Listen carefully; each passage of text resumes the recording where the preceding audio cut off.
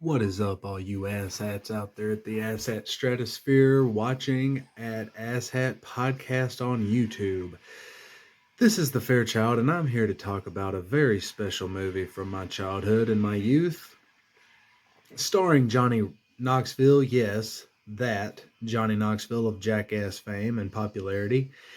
A what you would call gonzo photo and photographer and film journalist who got his start doing crazy shenanigans while trying to make his break in Hollywood as an actor. Well, years later, after finding the craziest success from Jackass, Mr. Knoxville would have his starring role, not his first starring role, mind you, but a starring role in the movie 2006's The Ringer.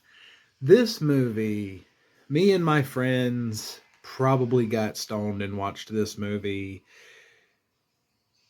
over close to probably 200 times. Like every weekend, it was this movie or it was another, but this was always in the little mound of DVDs that were just constantly rewatched.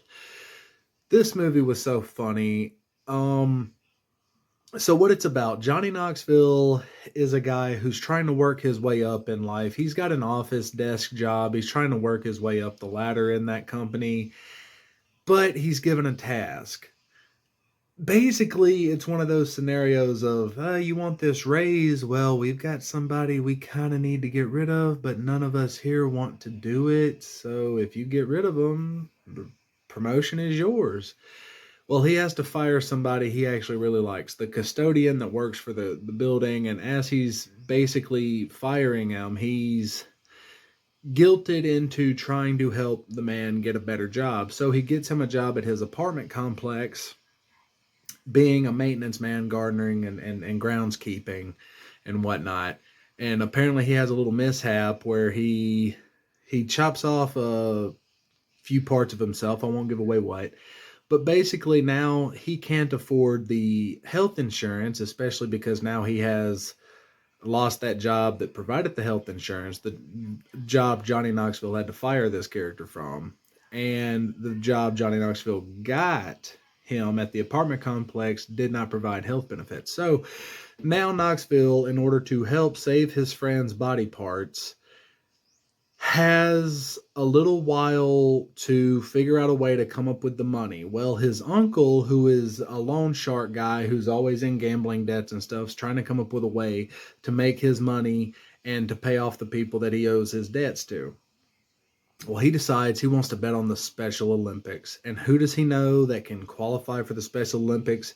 His nephew, who used to run track in high school and wasn't that great at it, but he was just good enough to be considered for the Special Olympics. So Knoxville, of course, being completely against it, is like, dude, that is completely immoral and wrong. I'm not going to go and fix the Special Olympics for your money games and stuff and everything. I'll figure out another way. Anyways, he gets convinced into it, and the comedy really starts when he makes it to the Special Olympics. Immediately, a bunch of these Special Olympic competitors, people who, all different types of mental disorders and stuff, autism, maybe um, Asperger's, Down syndrome, things like that, they all quickly figure out that this dude is just there to scam everybody, and he's pretending, he's playing it up, he's not really special.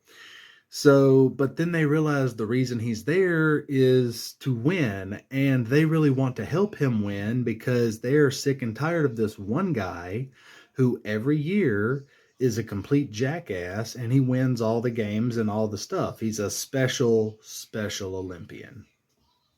Anyways, so they all band together to train Knoxville to beat this guy this year.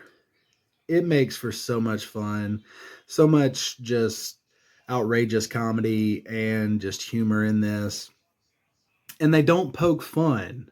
Okay. I think that a lot of people look at this movie and they're like, oh, that's super heavily offensive. They're making fun of special people. But no, they're really not. They are accentuating the humanity that they have and just how special that these people are. The fact that they have an Olympics for themselves and everything else.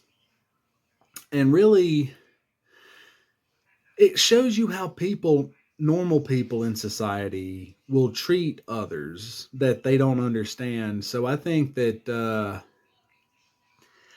movie did pretty good on that point. I just think a lot of people just heard about the movie and thought, "Oh man, it's that dude from Jackass making fun of retarded people. I don't want to watch that."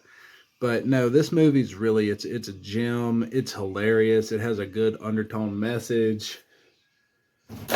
And again, I think, it's coming up on its 20th anniversary, 20 years, 2006. So I think, we're celebrating the new year. I'm going to kick off my new year. I'm going to pop this movie in the DVD and see if it still makes me laugh as much as it did back in the day. Anyways, if you guys like this video, give it a like, thumbs up, subscribe, all that other bull crap. I'm the Fairchild, and I am out.